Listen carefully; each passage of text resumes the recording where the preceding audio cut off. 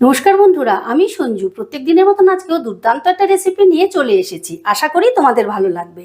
আজকের রেসিপি পাঙাশ মাছের কষা। তো দেখো, এখানে আমি 6 টুকরোর মতন পাঙাশ মাছ বেশ ভালো করে ধুয়ে নিয়েছি। এবারে এটাকে আমি মেখে নেব। তার জন্য দিয়ে দিয়েছি প্রথমে পরিমাণ মতন হলুদ, দিয়ে দিচ্ছি অল্প একটু শুকনো লঙ্কার গোড়া, আর দিয়ে দিচ্ছি অল্প একটু নুন। এবারে দিয়ে দিচ্ছি অল্প একটু লেবুর রস। লেবুর রসটা দিলে কি হবে, মাছের গায়ে যে একটা আষ্টে গন্ধ আছে সেটা আর থাকবে না। আর দিয়ে দিলাম অল্প একটু সর্ষের তেল। সর্ষের তেলটা দিলে কি হবে, পাঙাশ মাছে যেহেতু প্রচুর তেল আছে, ভাজবার সময় না ভীষণ ফাটে। তো একটু তেল দিয়ে মেখে রাখলে মানে কম ফাটবে, হয়তো ফাটবে কিন্তু কম ফাটবে। এবার মাছটাকে আমি বেশ ভালো করে মেখে নেব। মাছটা বেশ ভালো মতো মেখে নিলাম। এবার মেখে নিয়ে এটাকে মোটামুটি আমি 10 মিনিটের জন্য রেস্টে রেখে দেবো। এবারে 10 মিনিট বাদে রান্নার জন্য গ্যাসে একটা কড়া বসিয়ে দিলাম, আর কড়াই দিয়ে দিলাম অল্প একটু সর্ষের তেল। মানে বেশি দিলাম না, যেহেতু পাঙাশ মাছে তেল আছে, ওটা ভাজলে কিন্তু অনেক তেল বেরোবে। তেলটা ভালো মতো গরম হয়ে গেলে দিয়ে দিচ্ছি অল্প একটু নুন। এবার তেলটা আমি কড়ার গায়ে বেশ ভালো করে লাগিয়ে নিচ্ছি। নুনটা দিলে কি হবে, মাছটা কড়ার গায়ে আর লেগে যাবে না। এবারে প্রথমে আমি 3 পিস মাছ দিয়ে দিচ্ছি।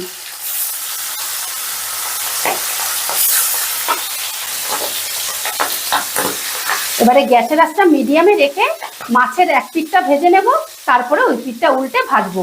তবে মাছগুলোকে কিন্তু বেশি কড়া করে ভাজবো না, একটু হালকা করেই ভাজবো। মাছের একটা পিঠ ভাজা হয়ে গেছে, এবারে আমি উল্টে দিয়ে এই পিঠটা হালকা লাল লাল করে ভেজে নিচ্ছি।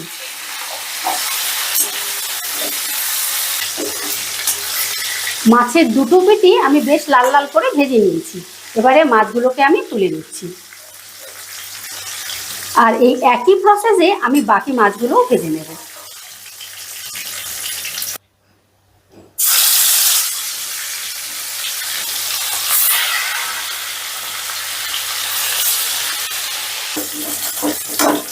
দেখো, সমস্ত মাছগুলোকে আমি লাল লাল করে ভেজে নিয়েছি।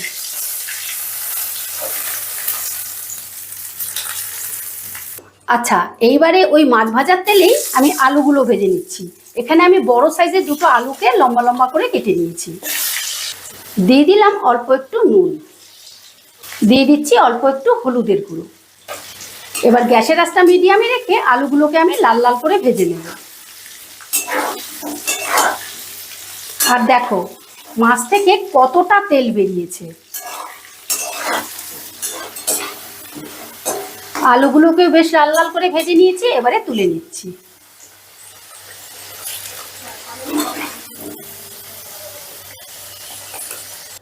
এবারে ওই তেলেই দিয়ে দিচ্ছি ফোড়ন। ফোড়নে দিচ্ছি এলাচ, শুকনো লঙ্কা, তেজপাতা, গোটা জিরে।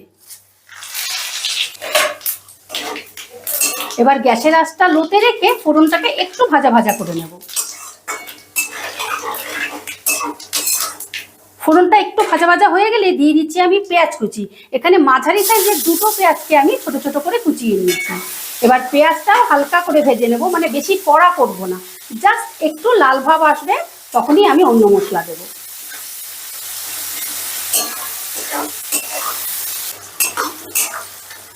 পেঁয়াজটা একটু ভেজে নেবার পর যখন এরকম হালকা লাল হয়ে যাবে, তখন দিয়ে দেবো আমি পেঁয়াজ বাটা। এখানে আমি মাঝারি সাইজের একটা পেঁয়াজকে বেটে নিয়েছি। এবার এই পেঁয়াজটাও এই ভাজা পেঁয়াজের সাথে কষে নেব। আর এই ভাজা পেঁয়াজের সাথে এরকম বাটা পেঁয়াজ কষে নিলে পরে কিন্তু গ্রেভির টেস্টটাই একদম পাল্টে যাবে। পেঁয়াজ বাটাটা বেশ ভালো করে কষিয়ে নিয়ে দিয়ে দিচ্ছি রসুন বাটা। এখানে 1 চামচের মতন রসুন বাটা আছে। এবারে রসুন বাটাটাও একটু মিশিয়ে নিচ্ছি। রসুন বাটাটা বেশ ভালো করে মিশিয়ে নিয়ে এবারে দিয়ে দিচ্ছি আদা বাটা। এখানে আমি 1 চামচের মতন আদা বাটা দিয়েছি। দিয়ে দিচ্ছি কাঁচা লঙ্কা বাটা। এখানে 4 থেকে 5টা কাঁচা লঙ্কা বেটে নিয়েছি। আর দিয়ে দিচ্ছি শুকনো লঙ্কা বাটা। এখানে 4টে শুকনো লঙ্কা আর একটা কাশ্মীরি লঙ্কা একত্রে বেটে নিয়েছি। এবারে সমস্ত মশলাটা আমি বেশ ভালো করে 9 থেকে 10 মিনিটের মতন কষে নেব, যাতে এর মধ্যে কোনো রকম কাঁচা গন্ধ না থাকে। কাঁচা গন্ধ থাকলে কিন্তু গ্রেভিটা খেতে অত টেস্ট লাগবে না। তাই একটু ধৈর্য ধরে ভালো করে কষাতে হবে।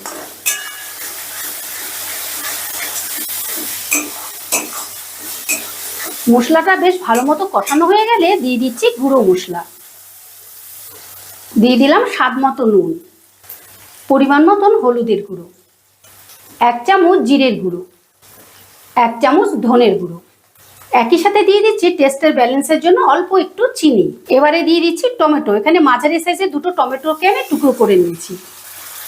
এবারেও আমি মশলাটাকে প্রায় 6 থেকে 7 মিনিট বেশ ভালো করে কষে নেব। যতক্ষণ না মশলাটা থেকে তেল ছেড়ে দিচ্ছে ততক্ষণ কষতে থাকবে।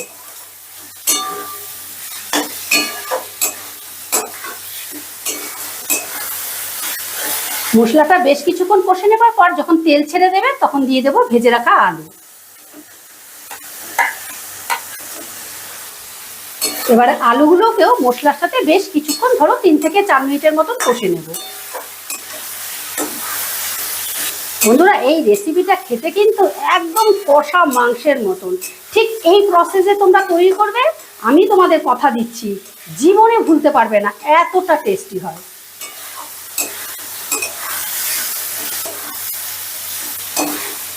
আলুটা মশলার সাথে বেশ ভালো করে কষে নেবার পর যখন এর মন্ড মতো হয়ে আসবে তখন গ্রেভির জন্য দিয়ে দেব জল। আমি এই কফি কাপটার 1 কাপ জল দিলাম। তবে তোমরা যেরকম গ্রেভি খাবে সেই রকম জল দেবে। যেহেতু আমি একটু কষা কষা করব সেই জন্য আমি জলটা অতিরিক্ত দিলাম না। জলটা মশলার সাথে বেশ ভালো করে মিশিয়ে দিয়ে আলুটা সেদ্ধ হবার জন্য আমি 5 মিনিটের মতন ঢাকা দিয়ে দিচ্ছি। এবারে ঢাকাটা তুলে নিলাম। আলুগুলো যখন 50%-এর মতন সেদ্ধ হয়ে যাবে তখন দিয়ে দেব ভেজে রাখা মাছ।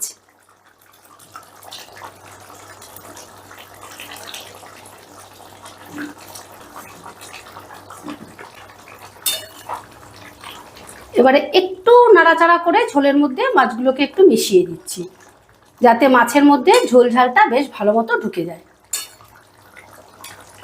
আচ্ছা, আবারও আমি 2 থেকে 3 মিনিটের মতন ঢাকা দিয়ে দিচ্ছি, অতিরিক্ত ঢাকা দেব না। এবারে ঢাকাটা তুলে নিলাম। দেখো, আলু মাছ একদম পারফেক্টলি সেদ্ধ হয়ে গেছে আর ঝোলটাও শুকিয়ে গেছে, কষা কষা হয়ে গেছে। এর থেকে পাতলাও করবো না আর শুকোবও না, কারণ আলু ঠান্ডা হলে পরে অনেকটাই কিন্তু ঝোল টেনে নেবে। এবারে ওপর থেকে দিয়ে দিচ্ছি 4টে চেরা কাঁচা লঙ্কা, দিয়ে দিলাম 1/2 চামচ শাহি গরম মশলা, দিয়ে দিচ্ছি অল্প একটু ঘি। এবারে গ্যাসের আঁচটা অফ করে দিয়ে আমি আলতো হাতে একটু মিশিয়ে দিচ্ছি। আর দেখো, তোমাদের দেখাচ্ছি কতটা লোভনীয় হয়েছে। এবার তোমরা দেখে বলো যে দেখতে কতটা লোভনীয় হয়েছে। প্লিজ তোমরা একবার তৈরি করে খেও, তাহলে বুঝতে পারবে রেসিপিটা কীরকম ছিল। ঠিক আছে, এবারে 5 মিনিটের জন্য স্ট্যান্ডিং টাইমে রেখে তোমাদের পরিবেশন করে দেখাচ্ছি। আশা করি রেসিপিটা তোমাদের ভালো লেগেছে, আর ভালো লাগলে অবশ্যই একটা কমেন্ট করে জানিও, আর আমার চ্যানেলটা সাবস্ক্রাইব করতে ভুলো না যেন। আবার দেখা হচ্ছে নতুন কোনো ভিডিওতে। ঠিক আছে, টাটা।